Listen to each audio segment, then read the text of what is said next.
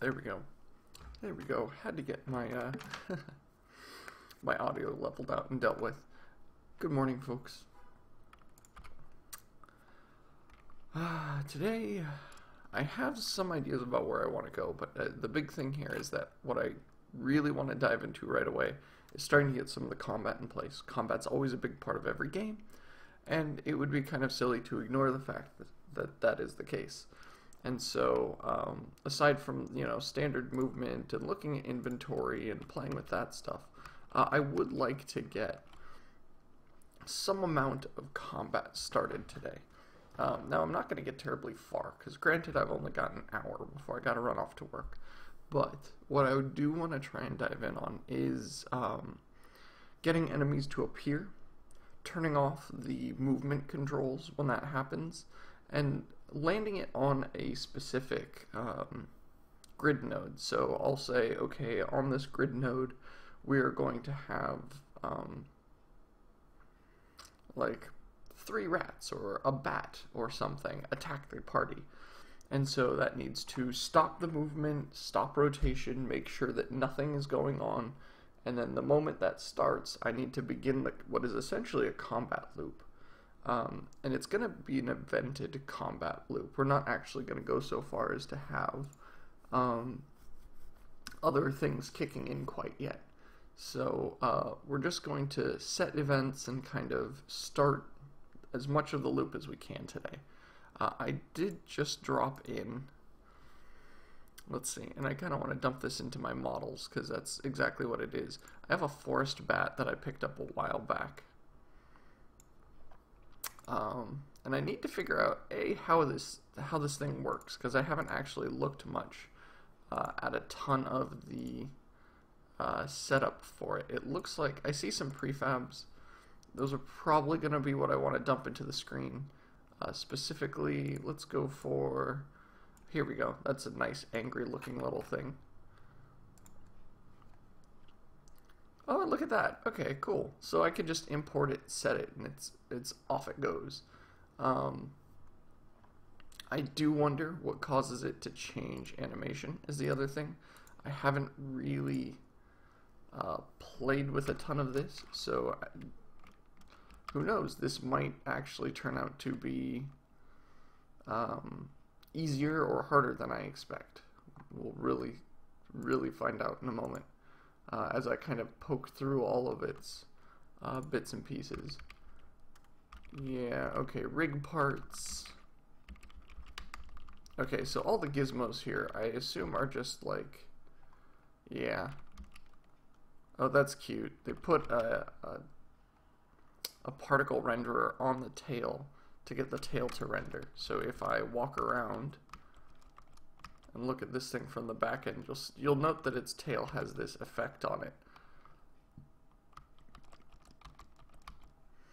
So there we go. So this is the idea, is that I say, aha, you have walked here. I am going to stop you and I'm going to attack you with something. So there's some interesting bits and pieces that we need to handle. Specifically, one of them is I need a little more walking room just so I can trigger things. I don't want to be too close to that tree. So I'm actually just going to generate a little more terrain real quick.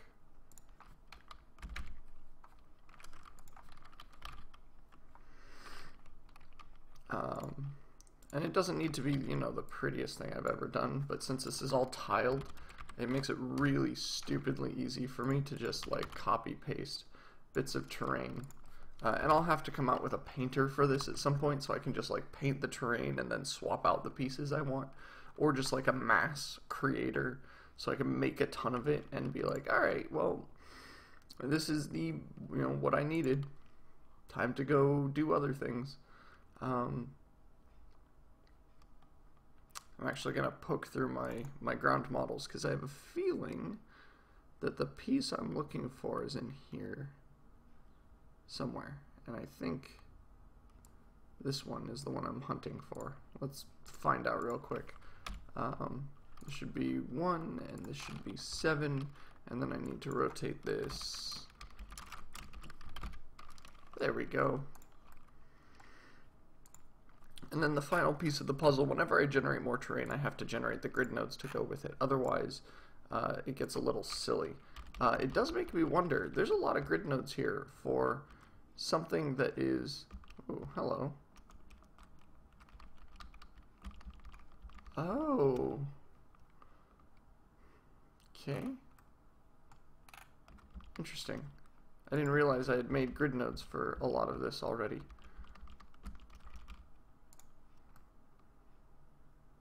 Interesting. Okay. Well, for now, that's fine then.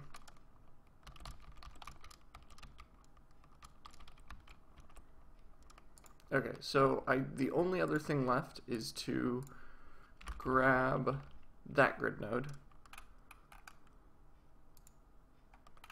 We're going to grab the party, this grid node, and we're going to set that as the starting node, simply because I want to be able to step forwards and start combat every time. I want it to be a given, easy thing to run into. So you walk up, and oh no, a monster! And the monster's not going to be there at first. We'll add in the monster later. We'll figure out a way to like spawn him and have him fly in, or... You know, if we don't want to get that fancy, he can just kind of slide in from the side like the monsters did in some other much older games. Can I, like... I want to look at the inside of this animator.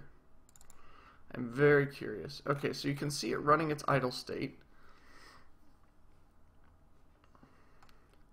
And what causes these transitions... So can I just like cause a transition? No. Attack bite is true. Okay, so I essentially have a variable somewhere of attack bite that needs to become true, and then it needs to become false, I assume. Oh no, it just goes right back after that. Okay. I am learning my way through the animator system. I honestly have never had the fortunate experience of working with this, so we'll see how this goes, but I'm probably just going to slap a script on it to start with that just lets me manually play with them, and then from there we'll go with the whole, oh okay, now I want him to do this naturally instead of me, user, doing it. You should spin and scale up when he spawns. Oh god, now we're getting old school, aren't we? Or we could have the, oh, what is it? You make the screen crack into a bunch of pieces and break away, and suddenly there's a battle screen? Yeah, no. We're not going that way. Okay, so...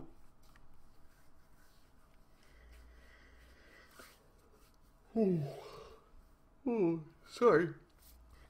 If it's not obvious, I didn't wake up too long ago. I'm still doing that whole wake-up procedure where your body's just like, okay, come on. You know, we get the blood flowing, we get the brain cells moving, we get, you know, all the bits and pieces up and operating as they should. Alright, also, this piece of floor should be under the terrain. I don't know what it was doing out in the open, but there we go. Okay, so this bat, how are we going to do this? So the first things first, this is going to be a scripted fight, not a random fight. Random fights I do want to happen eventually, but for now I want a scripted fight in the system. We'll get to like random encounters later, but pretty much scripted fights are going to be a lot easier for us to debug anyway. So on this grid node, right here, there's a couple ways I could do this. One, I could generate a whole new object. Maybe. The other thing I could do is I could actually generate an attachment to this grid node that says, by the way, when a player navigates to you, you should do something about it.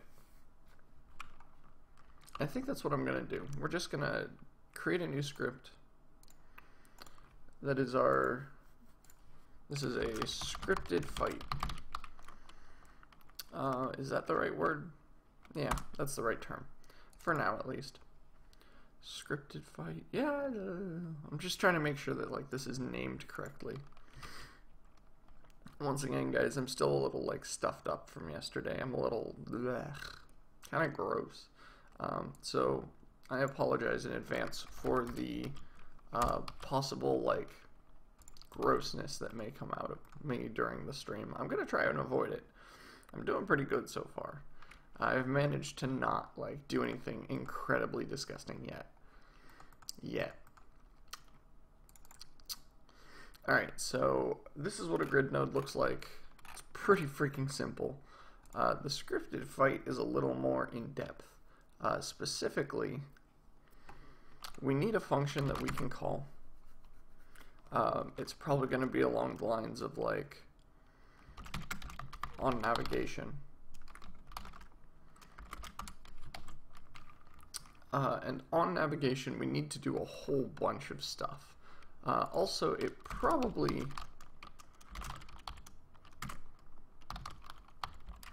having a reference to the party is probably beneficial. That, or I could pass the party being, you know what? Let's not actually store that. I think that's a little silly. Let's see. So when the party arrives at a new location, or when I move to a new location, I think I actually want to do a on words. I want to do an actual event, and then we can go from there. So when you walk forwards, when you walk backwards, regardless of where we walk, we're going to go to the grid node. And we're going to say send message to the grid node, and we're going to call it on party navigated, on party navigation. And we're going to just send ourselves across so far. We'll see what else we end up needing, but I think just for starters, having that be the case is not a bad thing.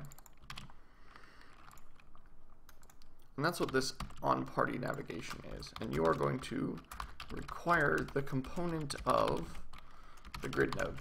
Specifically, you can't place this on anything without a grid node being there first. Smooth Dog, am I a real doctor? No. No, I do not have the requisite qualifications. I'm good at first aid, but I have no doctorate in anything. Which is fine, honestly. I mean, Doctor Who doesn't have a doctorate. Yeah, he calls himself a doctor. Alright. We are going to need a few things in the scripted fight. Specifically, we're going to need objects and count. And we're going to have to figure out a smart way to kind of spread things out. So when you attack with something, they need to know if they're in the air or on the ground, and then they also need to kind of place themselves or come in from the sides, some kind of interpolation to make sure that they actually land correctly.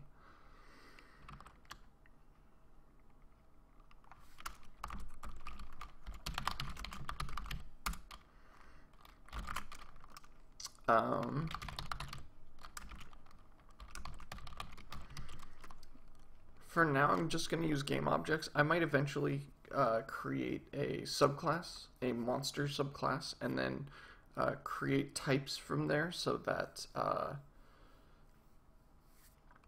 just so that I can correctly, there we go, I can create the subtypes, and then I can create the count and essentially spawn groups of things in. So it can be like, here's a group of red and a group of green and a group of yellow monsters, and there'll be 5 and 2 and 3, something like that, so that I can then proceed to have all the monsters come in at once without being like, well, there's one of these and one of these and one of these and one of these. Like, I don't want to have to do the separate work. And eventually I might even come up with like a monster object, because they're going to need stats, right? They're going to need health and strength and all that stuff. So eventually we're going to want those stats. In fact, we might need those stats before I can finish this today. Alright, so let's find that grid node that we're hunting for here. Let's see. Is it this one? I think it's this one or this one. One of these two. Let's put it, I think the player starts there, so I'm going to put it here. This is our scripted fight. And monsters. So I'm going to say, in terms of models, and it's not really a model, it's got prefabs and all this other crap attached to it, but for now it is technically a model that we care about. Ooh. Hard part is finding that node that we just tagged. Oh, there it is. Okay, so we've got our tagged node, and we're going to want the... I really wish I could see more of the name stuff for these. I'm just going to dump the second one in.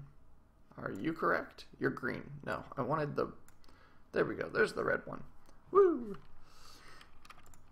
And we are going to start with saying there's just one of them, and then from there we're going to add more and more and more until we figure out just how many we like. So on navigation, when the party navigates to this square, it's going to destroy itself when it's done, and it's also going to spawn all these monsters. Let's see here.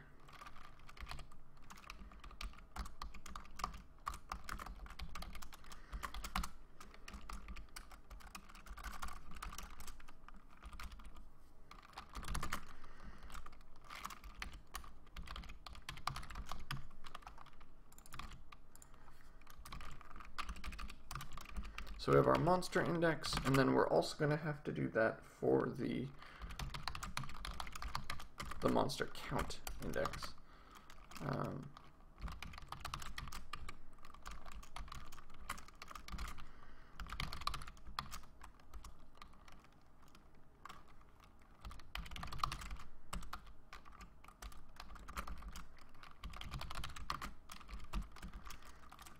Pretty straightforward stuff.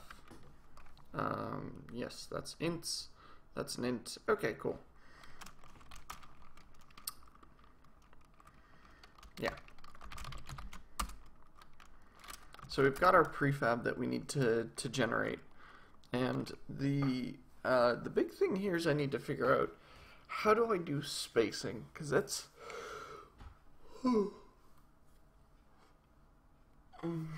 something that's a little difficult to just handle off the top of your head, right? How do you space these things? Well, are they flying? Are they, you know, there's a bunch of kind of random details to this that require some thought, mostly because this needs to intermesh. If you've got a bunch of monsters coming in, then you need to figure out how these monsters interact in terms of their spacing. We don't want them to be too small, because otherwise they'll pack in too closely. But if it's too big as well, then they'll just kind of like be way too far apart, and they'll never all fit on the screen unless there's like two of them. So the spacing is something that's going to be an interesting problem. Hopefully, I have some ideas. The biggest problem is that, well, you know what? I guess we could just play with this, and honestly, if it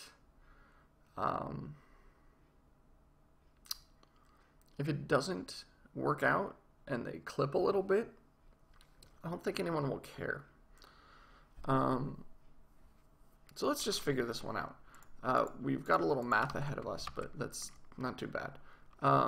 We're going to generate monsters at a certain distance, right? Where the distance is the grid node size. So specifically, we don't want monsters to probably be more than 2 units away from the square in which they spawn. Any further and they start to get kind of way out there. Let's see. There's got to be, I wonder if there's some way to access the frustrum and say, I want this on a plane or on a distance from me.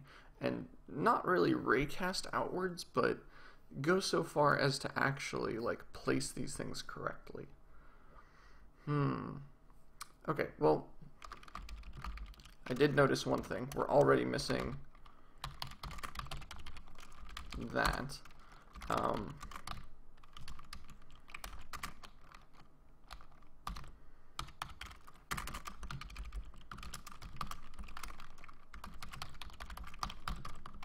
So we've got the party, so that's one piece of information that's definitely going to help us. And we also have the transform of the scripted fight, so we know where things are supposed to be. I'm just going to make sure that they always end up in front of you by using the party's orientation. So the party has a transform, and we know what's in front of it, right? This is essentially what is the blue line in front of it. And we also know transform, we know its position. So what I'm gonna call, I guess, the fight center. I can't think of a better word at the moment, but essentially the center of this fight. Yeah, I think for now we're just gonna push it 2 units out from the party, and then we'll see how that looks, and we'll play with it a little bit and see how it goes.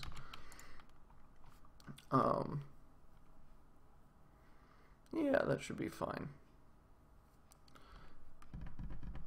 Yeah, so for the number of monsters, this is also another interesting thing. So we want all of the monsters to I kind of need to figure out placement. I could do forwards, left, and right if I wanted, and then I could populate the 3 separately. I could go so far as to say, well, you know, I just kind of want to array them in a semicircle around the player, because the player does have a decent field of view. It's not great, but it's decent. I think I have it set to 60 right now. Let's see, what is that looking like? Party, specifically the party camera. Field of view, yeah, field of view 60 right now, so it's not bad. I'll have to think about that some. Oh, and the most obvious thing here that I didn't think of until now, we need to turn off the party movement. The party should not be able to continue walking while this is happening. So, movement enabled, false. So the moment you step on the square, what I'm going to do is essentially just stop the movement wherever it is, generate the monsters in front of you, and then have the fight. I'm tempted to also maybe turn the party in a certain direction so that I could literally sculpt how a fight looks and say, okay, here's this, I want a monster here and here. Like, that might be a neat way to do this. At the same time, I kind of like the more dynamic look, because they can also, as you kill monsters, more can come in to fill in the blanks if there's a ton of them. If you're fighting like a freaking army of these things, as you kill them, it'd be a little demoralizing to keep seeing more coming in from the sides of the screen. And that might also be awesome. Morphix, did I manage to work with scriptable objects? Yeah, I figured it out. It's an awesome trick. Thank you, Morphix. I've definitely only been able to use it minimally because I haven't made a ton of items yet, but the items that I have made are pretty sweet, and they're pretty simple, so we'll see how that kind of holds up for us. Okay, that was weird. I walked over the square, and then I backed. Oops, I don't think I put it on all the... Yeah, I didn't. I only put it on walking backwards.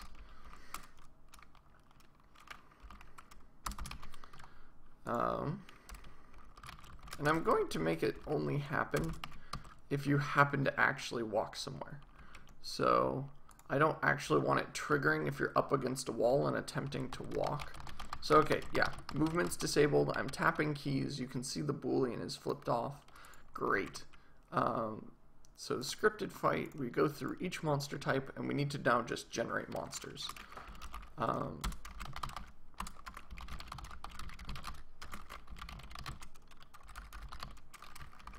Let's see here. So we're going to go game object dot instantiate and monsters to spawn monster index.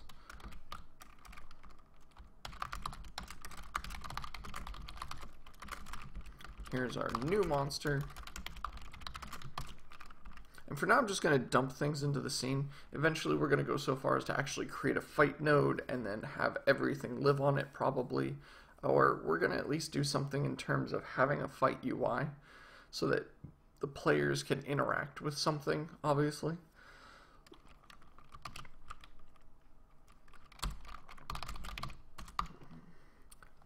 So the only big thing here that I want to handle very quickly is the fact that however many monsters there are, I think I'm just going to array them left to right and space them based on something akin to how am I going to do that? I might be able to do rows. That might be an easy way to do it. Just have 2 rows of X enemies so that as you fight things, you can see what's up in your face versus what's behind. I might even want to go so far as to do like, here are ranged things, here are melee things, so that you have some stuff that's not in your melee fighter's range that you have to like cleave through the stuff in front first.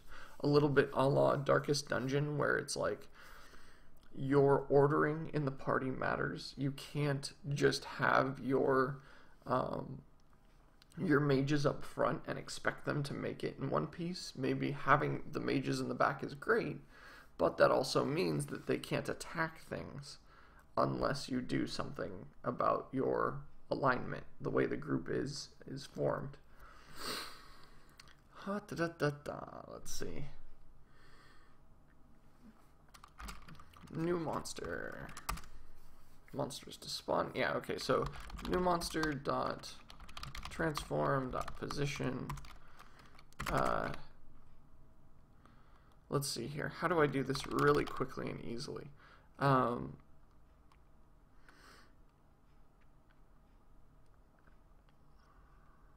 Okay, I got this. So we're going to start with the fight center. So we're just going to place them as is. Except that we're also going to do a side-to-side offset and bounce back and forth, depending on if the index is odd or even. So we have the monster count index over 2. I guess I should do times 0.5, because that's going to be how far things are to the side. And this will be party dot transform. So we'll use left and right, or I guess I'll use right and negative right. And we'll have to pick a side based on, whoops, times, okay, the monster count index.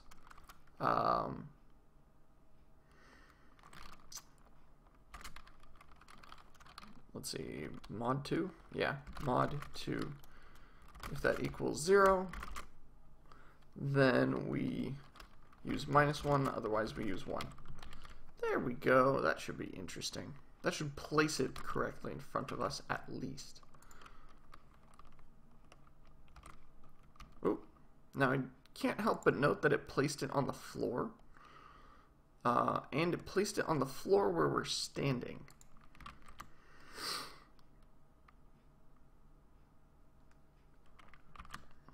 I'm going to do that again real quick, just to look at kind of the bits and pieces as they move. So I take a step forwards, here's the bat clone, and you can see the bat clone sitting pretty much at our feet. And if we look at the party, actually, it looks like it's at the same address as the party UI. It didn't actually do the whole shift 2 units back thing, because otherwise it should have gone to 3. And at bare minimum should have been like that, where it's just barely in sight, but not quite. Weird. It's the party's, oh, it's the party's current position, not the grid. Okay, first off, it should be the grid node position. Because the party's position, remember, when I send the on-party navigation, they're going to be at the end, the far distance from the node, and they're going to move up to it. But they haven't moved up to it, so the distance in front of them is still actually pretty valid. There we go. Okay, so there's the monster.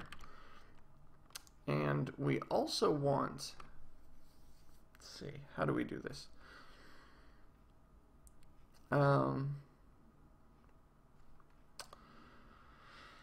Ooh.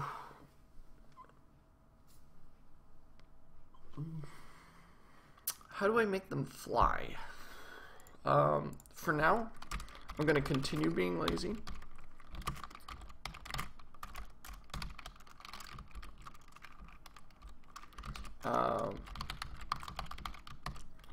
And we're going to just say, is the monster flying? Because if so, they should probably be up a little higher.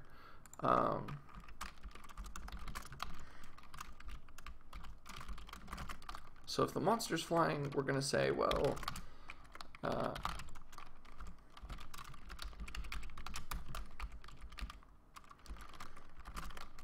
we'll say we'll push it upwards by a unit.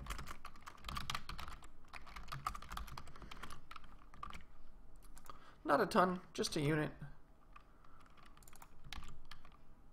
Oh, and we need the monster index. And just to go back to our grid for a moment, find that node. Yep, there it is. The monster flying. Yes. There we go. And so the other thing to try here real quick, let's say there's 3 of them. Okay, this here on the right is terrifying.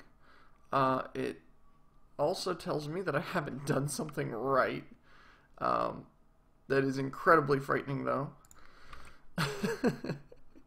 What is going on here? Okay, let's see here. Oh, okay. I know what's going on. This should be...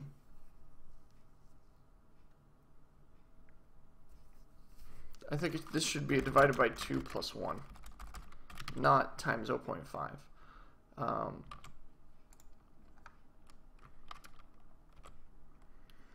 Okay, we're getting there. Math, come on. So I want 0...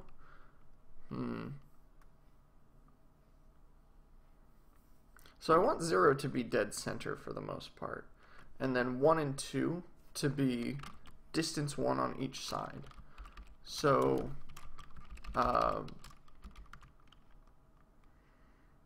it almost sounds like I want a special case for 0. So why don't I not do that and instead say the times 0.5 is great. And I'm just going to shift them back and forth.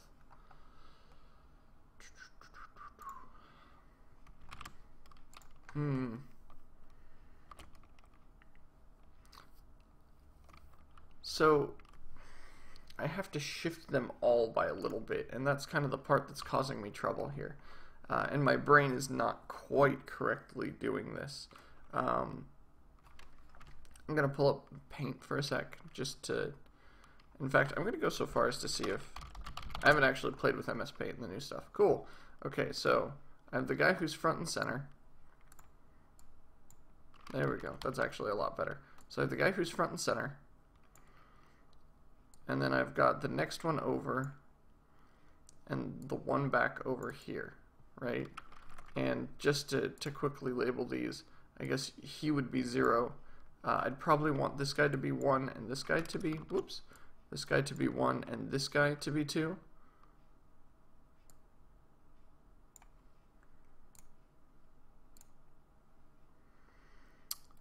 So, okay, 0, there should be no transformation changes on him. 1, I want him to be a unit of distance to the left, and 2, I want him to be a distance unit to the right. So I need to come up with whatever this distance is, and then I need to, oh, okay, this should just be, because the third guy should be 2 distance units, and he should be right here, right?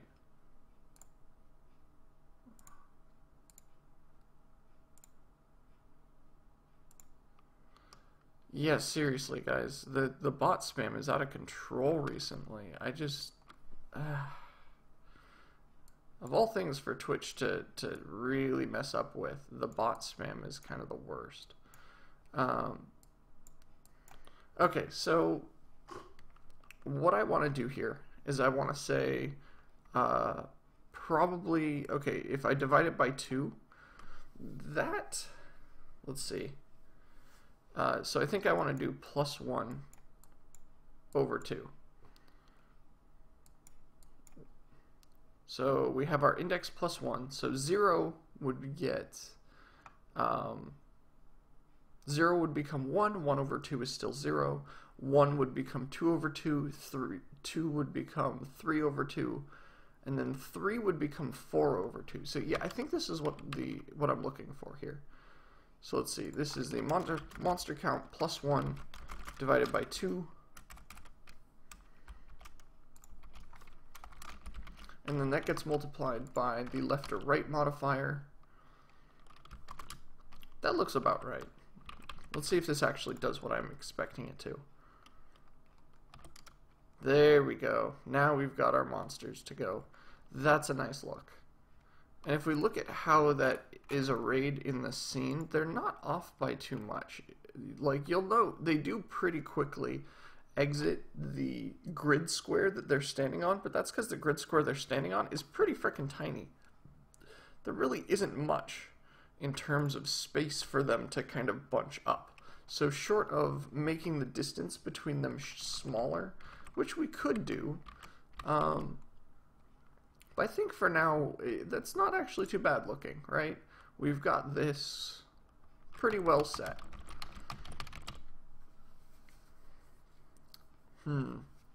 I could buy them a little more room by pulling the UI further away. The only worry I have is that right now this is not a 16:9. This is a 16:9. So my best case is a player having a screen that looks like this right now. So that means I have to shrink down some of this UI. And I have to figure out how to get all of this to fit on screen. Screen real estate is already becoming a bit of a, I'm not going to call it a nuisance because that's not the right word, but it's already very valuable. And so there's got to be some way here to get more of that real estate back and kind of rest it under my control. Also, part of me is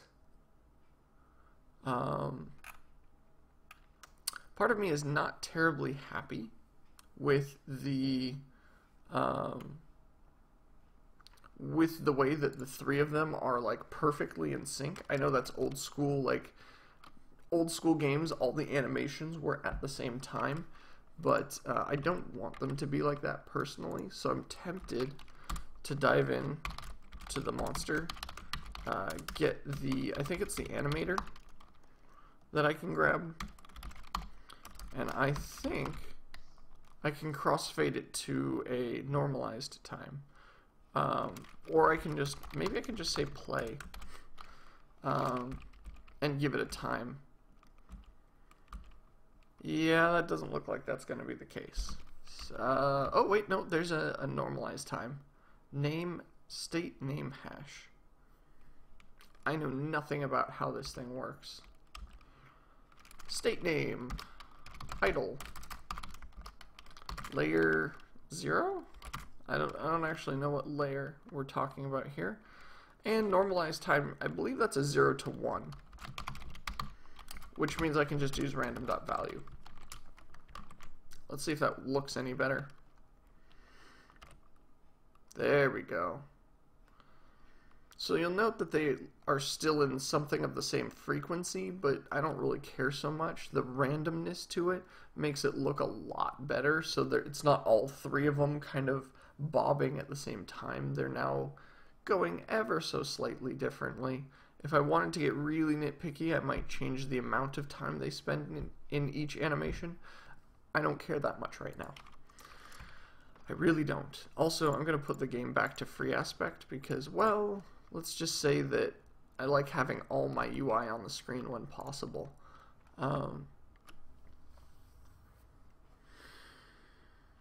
So we're going to forego some of the... I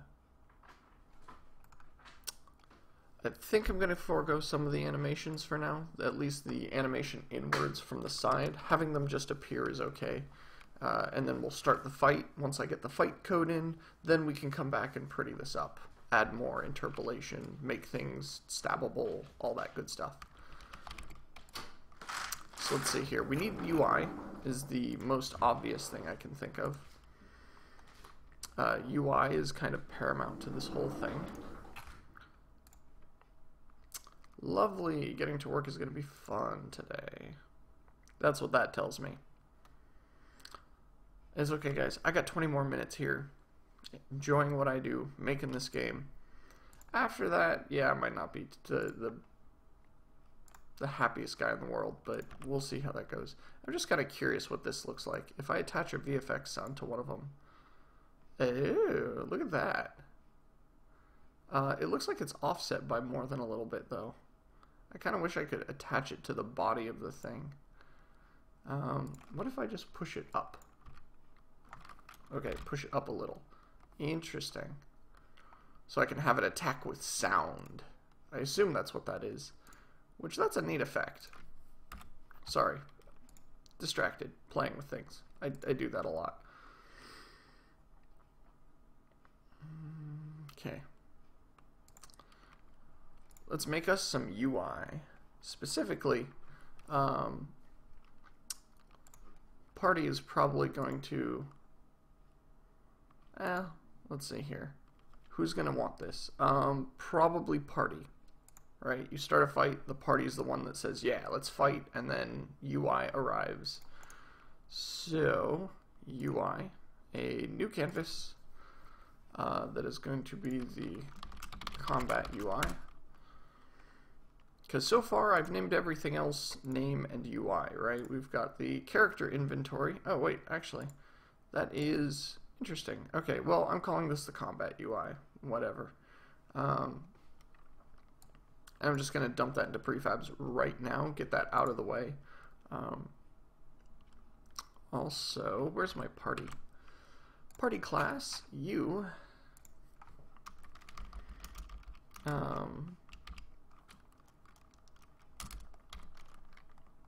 This is not a reference, this is a template.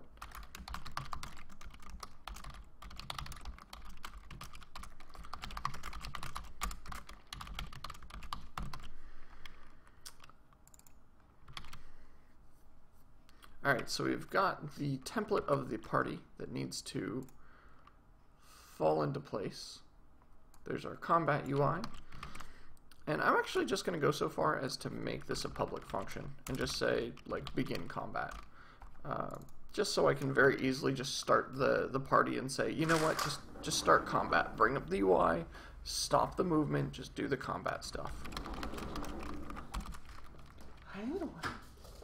Oh my gosh. She's so excited. Little puppy's so excited. Oh, hi. Good morning. Puppies. They're adorable.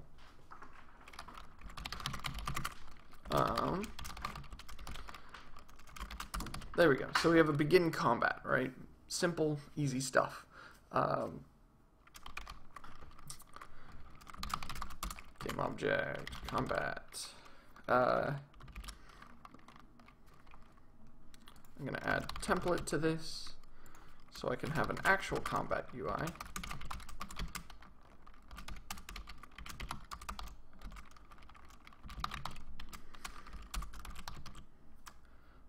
Now obviously right now it's kind of empty, it doesn't do anything. That's fine, we'll just have to make buttons and do things with it. But the other thing I want to do, since I'm in here kind of poking about, I actually want to get the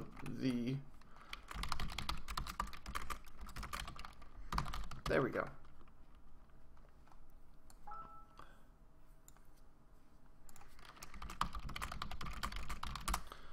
All right.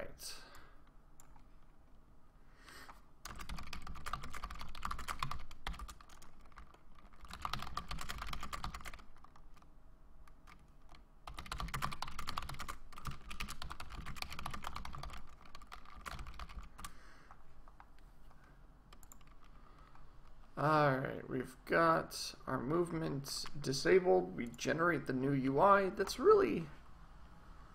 That's a good start. Let's see, scripted fight. Party dot start. Whoop. Begin combat. Cool, so we've got the monsters, we've got everything kind of tied in. We do need to handle some of the information that starts to fly around. For example, the party makes the combat UI. It probably needs to pass a copy of that off the... it needs to pass a copy of the UI off to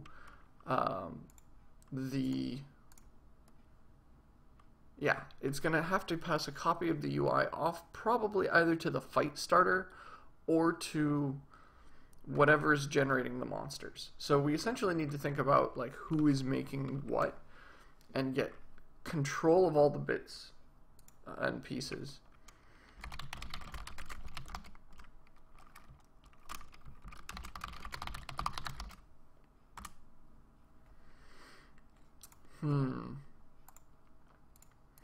Also, I'm kind of curious.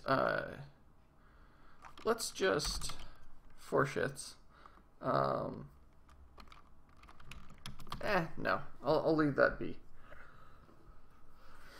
So, let's see. Monster loop, or fight loop. And more stretching.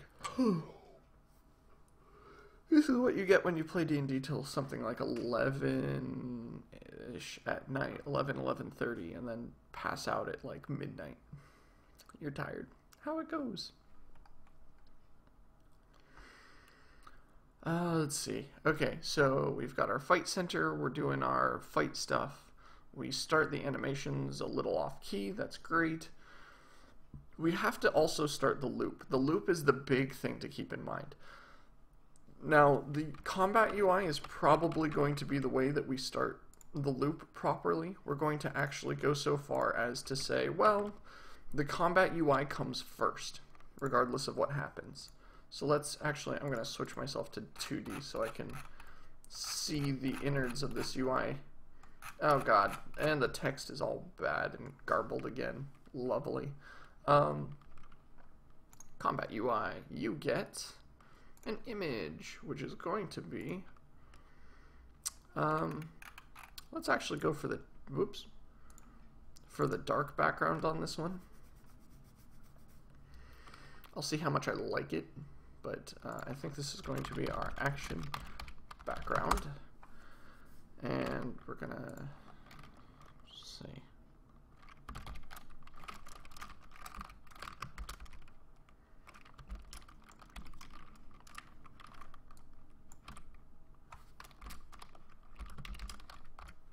Trying to kind of make this fit in a decent amount of space. Mostly because I don't want this falling off the screen like what it looks like it's about to do. I want to have a little buffer space, and then I also want to be able to put buttons inside of it and have it still look alright. I don't think I actually have any. No, I don't have any button stuff as far as I know. I wonder if I can use the standard background. That doesn't actually look too bad.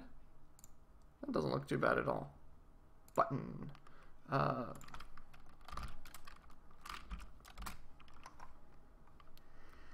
Cool. So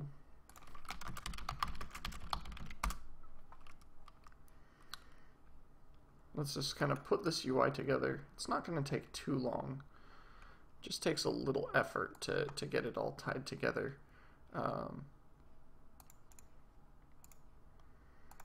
If you guys have any questions too, feel free to ask away. I know I'm kind of sitting here and what I'm doing may seem like magic at times, especially with the kind of stuff I just kind of have in my head that like, oh yeah, I want to do this. Oh yeah, sure, I'll want to do this next. But I am happy to explain as much of my thought process as I can.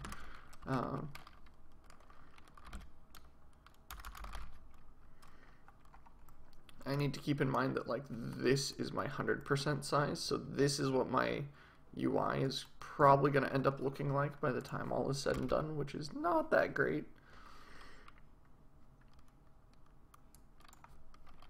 It's a little tiny.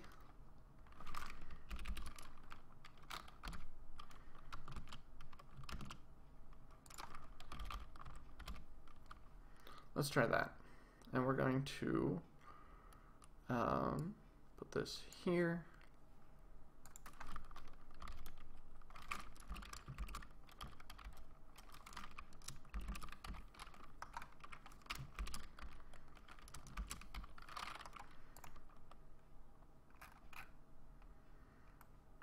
I'm going to put it together in kind of this setup, and then we'll go from here.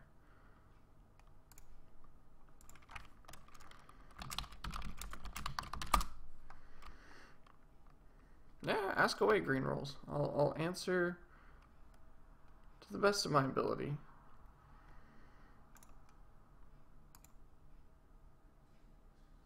Text. Alright, let's center all this text. Make it a decent size here. I don't want it spilling off of the header too much.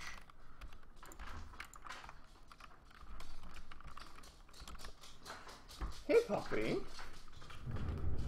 Come join the stream. Oh, come join the stream. Yeah, puppy. This is my good morning corgi, as he attacks my face and cares not about the camera or the contents thereof. Alright, dog. You've had your moment. He's had his moment of fame. Yeah, that was like your 10 seconds. It's okay. You'll be on stream again at some point, dog. 15 minutes, love. Huh? It's supposed to be 15 minutes of fame. He doesn't get 15 minutes. When creating character movement, do I feel it's best to work with get axis? Because when you use it, the character constantly rolls instead of a hard stop like I'd want the character to. It really depends on what kind of movement you're trying to create. If you're trying to create platformer movement, get axis might not be the bad way to go, but if you're trying to create something like what I've got, where I want the character to come to a hard stop each time, you probably want to actually do the movement yourself using curve interpolation. One of the animation curve classes is great at doing that kind of stuff.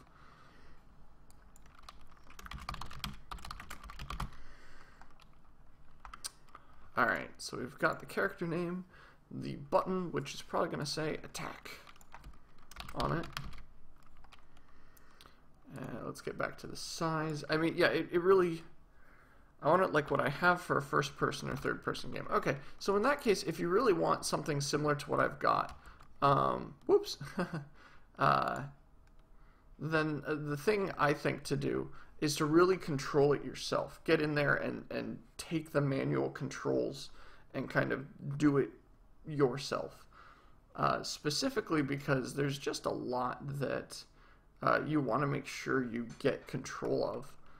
And if you want that hard stop, then interpolating through is probably, in my opinion, the best way to go about it. I can't help but note that this piece of UI texture looks a little stretched. I'm actually going to see if it helps if I drop this down a little bit. I know it's not going to look as good, but I kind of want to see what happens if I crunch these corners down just a bit. Not a ton, just a little bit. So if I hit apply, it looks a little better, but it still doesn't look great. Whoops. I did not mean to unselect that sprite. Let's try the other way. Let's try abusing it so that this thing is like tiny in comparison. And let's see how that looks as well. So if I hit apply here, okay, so I don't like what it did to the top and bottom. So I think I want to set this back more than a little bit.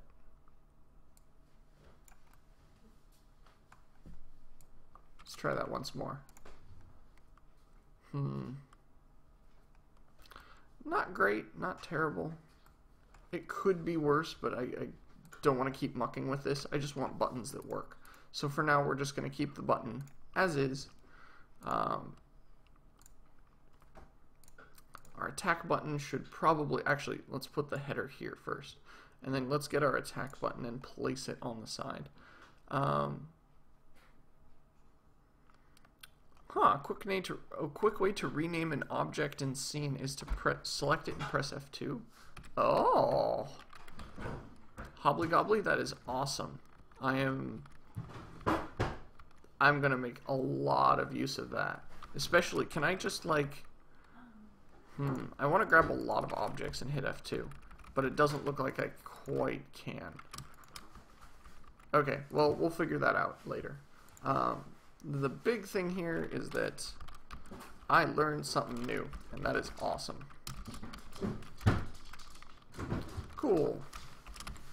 So there's the 130.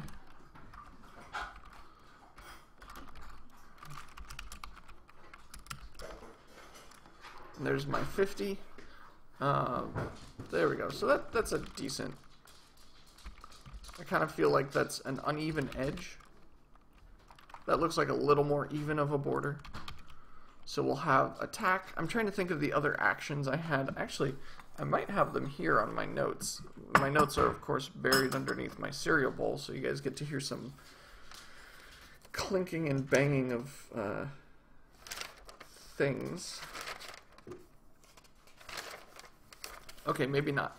Maybe I didn't write any of that down. So let's just figure this one out on our own. Specifically, let's put a little more space here.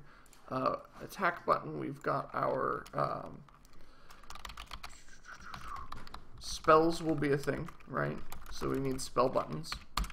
And let's just set this text.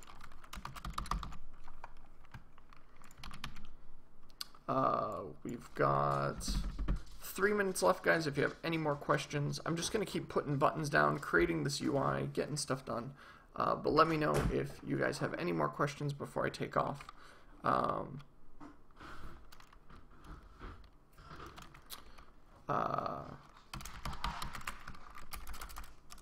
dodge button might be nice, you know, just in case. And that is a 35 distance, so this will become minus 25 if I wish to evenly place all of these. Now, they're looking like I'm not going to have enough space. So actually, I'm going to go so far as to shift them a little closer together. Be done in a moment. Okay. I have a question when you're done. Okay. Spell, did I say this was dodge? I said it was dodge. There's dodge. And one more button before I take off. This will be my equip button.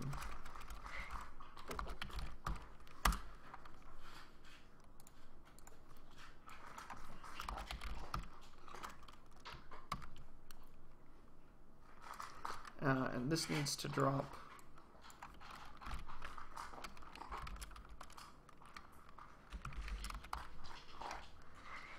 There we go. That looks pretty good. We've got ourselves some combat UI. It's not beautiful, but it gets the job done. And I'll have to figure out how I want this to tie in completely, but for the most part... Ooh, I don't want to use this one. I actually don't want to use the one that's in scene. I want to use the prefab that I just generated. So now, if I nuke this, you can see, I start up, I walk forwards, oh no, it's a fight, monsters and things. Some of the monsters are behind the UI, which is not terribly great. I'll have to figure this one out. This is more stuff I need to like nail down. How this UI is going to look, how it's going to feel. But for now, this is a good start. We got some monsters on screen, we got some UI on screen. I call it a good day. Thanks guys for joining me. If you haven't already, please hit that follow button below. You can watch more of dungeon crawl generation goodness. I will see you tomorrow then. I'll be back online at 8 a.m. Pacific Standard Time for another hour of game development. Take care. Bye all.